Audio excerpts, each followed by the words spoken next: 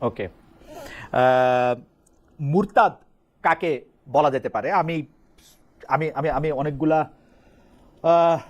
সূরার জায়গায় দেখতে পাচ্ছিলাম যে আপনি আসলে আরেকজনকে অমুসলমান বলা বা মুরতাদ ঘোষণা করা সেটা একটু কঠিন, সেটাকে নিরুৎসাহিত করা হয়েছে বারবার। আমি অনেকগুলো হাদিসও দেখতেছিলাম। তো আপনার কাছে বলেন তো একটা হাদিস, দু একটা হাদিস বলবো। একটা বলেন।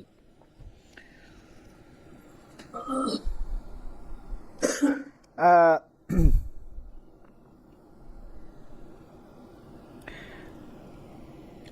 এইটা নবীজির ওহী লেখক যিনি ছিলেন, যিনি সাদ, সেই ইবনে মানে তিনজনকে আমরা পাইতেছি যারা আসলে ধর্ম নেওয়ার পরে ধর্ম ত্যাগ করছিল। একজনের নাম হচ্ছে হারিথ, একজনের নাম হচ্ছে নবীজির ওহী লেখক ইবনে সাদ, এবং একজন হচ্ছে ওবায়দুল্লাহ। এই তিনজনের কাউরেই মৃত্যুদণ্ড কেন কোনো শাস্তি তিনি দেন নাই। তিনি মনে কষ্ট পেয়েছেন কে, এবং সর্বদা কিন্তু মেনে ঠিক আছে, চলেছেন, আমি সর্বদা বুঝতে মেনে পেরেছি। চলেছেন লা ইকরাহা ফিদ্দিন, ধর্মে জবরদস্তি নাই। বাকারা 256 নম্বর আয়াত। হ্যাঁ, সব ঠিক আছে। সহিহ এবার বুখারীর আপনি নবম খণ্ড হাদিস আমি 318 আছে। আমি জাবির বিন আমি আব্দুল্লাহ, বলে আমি দিচ্ছি। হাদিসটা পড়ি, আপনি সেই পড়তে বলছেন সেই আপনি, না। আমি তো বললাম এবার বুখারীতে আপনার মনে আছে। পড়ে গেলে আপনি বলেন। জি। বুখারী শরীফের শেষ খণ্ডে স্পষ্ট হাদিস, রাসূলুল্লাহ সাল্লাল্লাহু আলাইহি ওয়াসাল্লামের নির্দেশ, মান বাদদালা দীনাহু ফাকতুলু, যে ব্যক্তি মুরতাদ হয়, ইসলাম গ্রহণের পর ইসলাম ছেড়ে দেয়, তার মৃত্যুদণ্ড কার্যকর করো। সহিহ বুখারীতে হাদিস একেবারে শেষ খণ্ডের শেষ দিকে স্পষ্ট উল্লেখ আছে। এখন যাদেরকে রাসূলুল্লাহ সাল্লাল্লাহু আলাইহি ওয়াসাল্লাম মৃত্যুদণ্ড দেন নাই, তখন পর্যন্ত মুরতাদের শাস্তি মৃত্যুদণ্ড, এই হুকুম বলবৎ হয় নাই। এই হুকুম বলবতের আগে, যেমন শরীয়তের মধ্যে তো অনেকে ইসলামের প্রাথমিক অবস্থায় নেশা করতেন, মদ পান করতেন, কিন্তু আল্লাহর পক্ষ থেকে নির্দেশ ছিল লা তাকরাবুস সালাতা ওয়া আনতুম সুকারা, তোমরা মদ্যপ অবস্থায় নামাজের কাছে যেও না। কিন্তু যখন আল্লাহ তাআলা মদকে হারাম করে দিলেন, তখন তো আর নামাজের বাইরেও মদ ধরার সুযোগ নাই, পরও মদ ধরার সুযোগ নাই। আপনি যে হাদিসের রেফারেন্স দিয়েছেন, তখন পর্যন্ত মুরতাদের শাস্তি মৃত্যুদণ্ড এটা বলবৎ হয় নাই। কিন্তু মুরতাদের শাস্তি যখন মৃত্যুদণ্ড, এটাকে যখন বলবৎ করা হলো, কিন্তু হাদিস তখন তো রাসূলুল্লাহ পরে, সাল্লাল্লাহু আলাইহি হাদিস তো ওয়াসাল্লামের পরে, হাদিস। এই হাদিস তো আরে সংকলন আরে হচ্ছে শোনেন পরে। না আগে, বুখারীর আরে এই হাদিস তো শোনেন না। পরে। জি বুখারীর আমি তো বলতেছি, জি। আমি একেবারে বুখারীর শেষ দিকের হাদিস বললাম। মান বাদদালা দীনাহু ফাকতুলু, যে ব্যক্তি দ্বীনকে পরিবর্তন করে মুরতাদ হয়, তাকে মৃত্যুদণ্ড দাও। এটা বুখারী শরীফের হাদিস। এখন কোন হাদিস নাসিখ, কোনটা মানসুখ, কোনটায় মাসালা হবে, কোনটায় রায় হবে, এটা তো আপনাকে বুঝতে হবে। আপনি হাদিস শরীফ থেকে একটা হাদিস বের করে দিলেই তো আর হবে না, সেটার ব্যাখ্যাও কি তো করলে আপনাকে হবে, দেখতে কি হবে। করলে হবে? এখন কি করলে হবে? মাদ্রাসায় ভর্তি হতে হবে, নাহসরফ পড়তে হবে। 12-14 বছর ফিকহ, তাফসীর, উসুল পড়ার পর যখন বুখারী শরীফ ধরবেন, তখন বুঝবেন। আর এমনি বাংলা তর্জমা করে কিছুই বুঝবেন না। ওকে, এটার জন্য একটা একটু উদাহরণ বোঝার মতো করে দিব। তর্জমা করা যায়? যদি বোঝার মতো আপনি করে তর্জমা যদি করা যায়? যদি যদি আপনি রাগ না করেন, আমি একটা উদাহরণ দিই। জি জি। আমাদের দেশে যারা এমবিবিএস ডাক্তার হয়, এইচএসসির পর তারা 6 বছর পড়াশোনা করে, হুম এটা তো নিশ্চয়ই আপনি জানেন। হুম। এখন এমবিবিএস এর বইগুলো সবই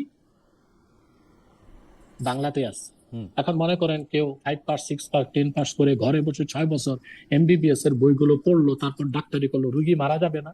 হুম হুম। অথবা আপনি যদি দিন শিখার যে কাঠামো তার মধ্যে না এসে আপনি শুধু হাদিস শরীফ থেকে তর্জমা বের করেন, তখন তো আপনি ভুল ফতুয়া দিবেন, আপনারও ক্ষতি হবে, অন্যেরও ক্ষতি হবে। আমি কোনো আমি যে ফতোয়া দিচ্ছি না হাদিসটা হুজুর, আমি প্রশ্ন আমি করতেছি আরে আপনাকে। রায় দিচ্ছেন, জি। আপনি এত দোষ ধরেন কেন? রায় দিচ্ছেন। দেখুন, রায় বুখারী দিচ্ছি। শরীফের মধ্যে বুখারী শরীফের মধ্যে সহিহ বুখারী হাদিস নাম্বার 3017 সুস্পষ্ট ভাবে এখানে আছে, হাদ্দাসানা আলী ইবনে আব্দুল্লাহ হাদ্দাসানা সুফিয়ান আন আইয়ুব আন ইকরামা আন আলিয়ান হাররাকা কওমান ফাবালাগা ইবনে আব্বাস فقال لو كنت انا لم احركهم لان النبي صلى الله عليه وسلم قال لا تعذبوا بعذاب الله ولقتلتهم كما قال النبي صلى الله عليه وسلم من بدل دينه فاقتلوه। সহিহ বুখারী দ্বিতীয় খণ্ড হাদিস নাম্বার 3017। আমি আপনাকে মূল আরবিটা শোনালাম, এবার আপনি তর্জমাটা করে দিচ্ছি। হযরত আলী রাদিয়াল্লাহু তাআলার যুগে কিছু লোক ধর্ম ত্যাগ করলো, মুরতাদ হয়ে গেল। হযরত আলী তাদেরকে মৃত্যুদণ্ড দিলেন আগুন দিয়ে। হযরত ইবনে আব্বাস শোনার পর বললেন যে না, রাসূলুল্লাহ সাল্লাল্লাহু আলাইহি ওয়াসাল্লাম মৃত্যুদণ্ডের ক্ষেত্রে আগুন ব্যবহারকে নিষেধ করেছেন, বরং আমি হলে তাদেরকে তরবারি দিয়ে মৃত্যুদণ্ড দিতাম। কারণ রাসূলুল্লাহ সাল্লাল্লাহু আলাইহি ওয়াসাল্লাম ইরশাদ করেছেন, মান বাদদালা দীনাহু ফাকতুলু, যে ব্যক্তি দ্বীনকে পরিবর্তন করে, অর্থাৎ ঈমান আনলো না, তার প্রতি বাড়াবাড়ি চলবে না। সে মুসলিম না হোক, ইসলামের পক্ষ থেকে কোনো আপত্তি নেই। কিন্তু ইসলাম গ্রহণ করার পর ইসলাম ছেড়ে দেওয়া, সেটা ইসলাম দ্রোহিতা। যেভাবে পৃথিবীর প্রতিটি রাষ্ট্রে রাষ্ট্রদ্রোহিতার শাস্তি মৃত্যুদণ্ড, ইসলাম দ্রোহিতার শাস্তিও সেজন্য মুর্তাদের মৃত্যুদণ্ড। আপনি এই মুরতাদের মৃত্যুদণ্ডের জন্য যে উদাহরণটা দিলেন সেটা হযরত আলী রাদিয়াল্লাহু আনহুর আমলের, কিন্তু আমি এখানে যেটা দেখতে পাচ্ছি যে সেটার মধ্যে আমি বললামই তো প্রফেটের জীবনদশায় না, ভুল শুনছেন, আপনি ভুল শুনছেন, আবার আপনাকে বলছি। হযরত আলী রাদিয়াল্লাহু তাআলা আনহু কি ইবনে আব্বাস রাসূলুল্লাহ সাল্লাল্লাহু আলাইহি ওয়াসাল্লামের হাদিস শুনিয়েছেন, যেটা আল্লাহ রাসূল সাল্লাল্লাহু আলাইহি ওয়াসাল্লামের রায়, মান বাদদালা দীনাহু ফাকতুলু, যে ব্যক্তি দ্বীন বদলে ফেলে তাকে মৃত্যুদণ্ড দাও। এটা আল্লাহ রাসূল সাল্লাল্লাহু আলাইহি ওয়াসাল্লামের আদেশ বা নির্দেশ। আর আমি আপনাকে আমি এটা রাসূল সাল্লাল্লাহু আলাইহি ওয়াসাল্লামের আদেশ, কিন্তু আমি তো কোরআনে পাইতেছি যেটা এর সাথে এই কথা যেটা মিলতেছে না আসলে। সরি, আমি বলেন না কোরআনে কি পাইছেন বলেন, আমি একটু ব্যাখ্যা করে দিই আপনাকে। ঠিক আছে, আপনি যেটা বলছিলেন সেটা বলেন, আমি খুঁজে দেখতেছি। আমি তো আপনাকে বলে দিলাম যে রাসূলুল্লাহ সাল্লাল্লাহু আলাইহি ওয়াসাল্লামের জমানায় যখন আল্লাহ রাসূল সাল্লাল্লাহু আলাইহি ওয়াসাল্লাম কষ্ট পেয়েছেন মুরতাদদের ব্যাপারে, তখনও মৃত্যুদণ্ডের হুকুম আসে নাই। শরীয়ত পরিপূর্ণ হয়েছে, দ্বীন পরিপূর্ণ হয়েছে 23 বছরে। অতএব ইসলামের সূচনা লগ্নে বা প্রাথমিক অবস্থায় কোন বিষয়ে রুখসত দেওয়া হয়েছে, পরবর্তীতে দেখতে হবে রাসূলুল্লাহ সাল্লাল্লাহু আলাইহি ওয়াসাল্লাম কি নির্দেশ দিয়েছেন, যেটাকে ফিকহের পরিভাষায়, তাফসীরের পরিভাষায় নাসিখ মানসুখ বলা হয়, রহিতকারী ও রহিত। অতএব আপনাকে আমি একটা রহিতকারী হাদিস শুনাইলাম, যেটার উপর আমল করতে হবে। হাদিসের মধ্যে যেটা রহিতকারী সেটার উপরই আমল করতে হয়। আর কোনো প্রশ্ন আপনার? আমার এটা প্রশ্ন হচ্ছে যে আপনি কি মনে করতেছেন যে মুরতাদের যে মৃত্যুদণ্ড দিতে হবে এটা কোরআনেও আছে, বা কোরআনেও এরকম করে বলা আছে যে মুরতাদকে মৃত্যুদণ্ড দিতে হবে, বা যে ধর্ম ছেড়ে যাচ্ছে তাকে মৃত্যুদণ্ড দিতে হবে? হ্যাঁ, কোরআন শরীফ থেকে এটার প্রমাণ পাওয়া যায়। আর দ্বিতীয় জবাব হচ্ছে সবকিছুর বিধান তো শুধু কোরআন থেকে না, আমরা কোরআন সুন্নাহ দুইটাকে শরীয়ত আইনের উৎস মনে করি। কোরআন শরীফে তো 5 ওয়াক্ত নামাজের কথা আছে, কিন্তু ফজর 2 রাকাত, যোহর 4 রাকাত, আসর 4 রাকাত, মাগরিব 3 রাকাত, এশা 4 রাকাত কোরআনের কোথাও নাই। এটা সুন্নাতে আসছে, হাদিসে আসছে। আমি আবারও বলি,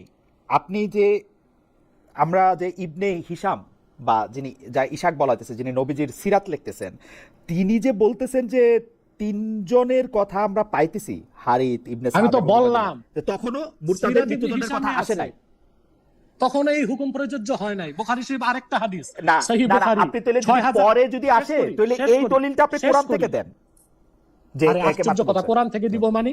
কোরআন শরীফ থেকে আপনি দলিল দেন যে যোহর নামাজ 4 রাকাত, আসর 4 রাকাত, বলেন মাগরিব 3 রাকাত, ফজর 2 রাকাত, কোরআন শরীফ থেকে দলিল দেন। মানে আপনি তো তাহলে একটার বিরুদ্ধে আরেকটা বললে তো সেটা হবে না। আমি যেটা বলতেছি না, এই যে এখানে এই বিরক্তির বিষয়টা, আপনাকে মূল বিষয়টা বুঝতে হবে যে শরীয়ত আইনের মূল ভিত্তি কোরআন। আমি দেখতেছি কোরআনে বলা হচ্ছে তাকে মাইরো না, আপনি বলতেছেন তাকে মারো।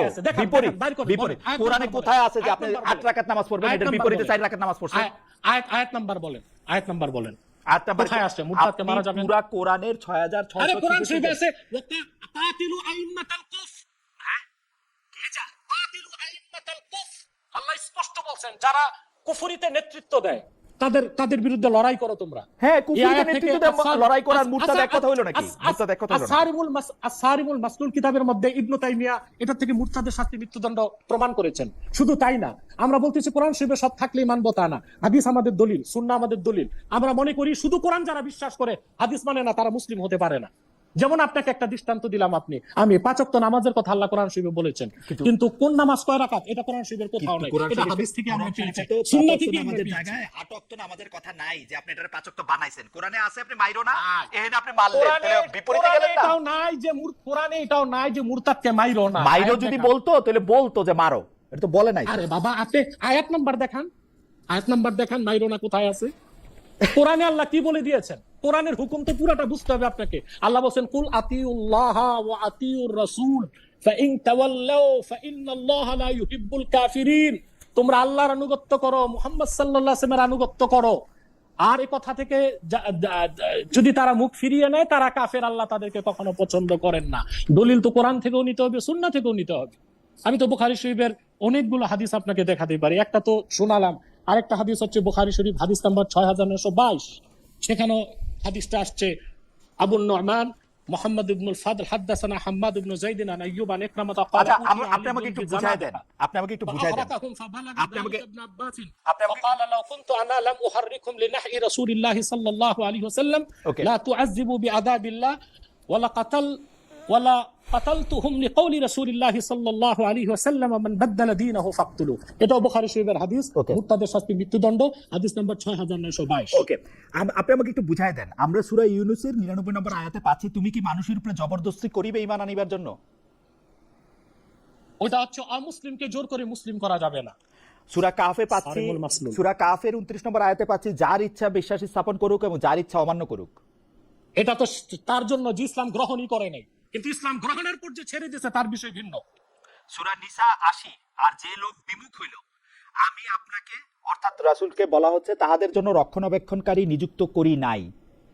হ্যাঁ, কথা তো ঠিক আছে, তো উনি এটা কি হচ্ছে তাকে মেরে দ্বীনের ফেলতে দাওয়াত বলছেন? পাওয়ার পর। মেরে ফেলতে আরে বলছেন? আপনি তো এটাই বুঝতেছেন না, ইসলামের মধ্যে পরিভাষা আলাদা আলাদা আছে। হুম। কেউ যদি ইসলাম গ্রহণ না করে হুম। সে হচ্ছে কাফের, অমুসলিম। ওকে। কেউ যদি ইসলাম গ্রহণ না করে কুফরির উপর থেকে নিজেকে মুসলিম পরিচয় দেয় সে হচ্ছে জিন্দিক। হুম। কেউ যদি ইসলাম গ্রহণ করার পর প্রকাশ্যে ইসলাম ছেড়ে দেয় সে হচ্ছে মুরতাদ। কেউ যদি এই যে এই ভাগগুলো আছে, হুম। এখন স্বাভাবিকভাবে যারা ইসলামকে গ্রহণ করে না তাদের ক্ষেত্রে জবরদস্তি করা যাবে না, তাদেরকে কিছু বলা যাবে না, সেটা হচ্ছে কোরআন শরীফের আয়াতের হুকুম। কিন্তু ইসলামকে গ্রহণ করার পর আবার ইসলাম ছেড়ে দেওয়া সেটা হচ্ছে ইসলামকে অবজ্ঞা করা এবং ইসলাম বিরোধিতা। তাদের শাস্তি মৃত্যুদণ্ড, যা সহিহ হাদিস দিয়ে প্রমাণিত। কোরআন শরীফের তাফসীরগুলোতেও কোরআন শরীফের আয়াতের নস 4 প্রকার, কোরআন শরীফের আয়াতের বিভিন্ন নস দিয়ে তা প্রমাণিত, প্রত্যক্ষভাবে কিংবা পরোক্ষভাবে, সুন্নাহ দিয়ে সরাসরি প্রমাণিত। ইসলাম গ্রহণ করার পর যে ইসলাম ছেড়ে দিল সে ইসলাম দ্রোহী, সে নিছক অমুসলিম না, সে নিছক মুশরিক না, তার শাস্তি মৃত্যুদণ্ড।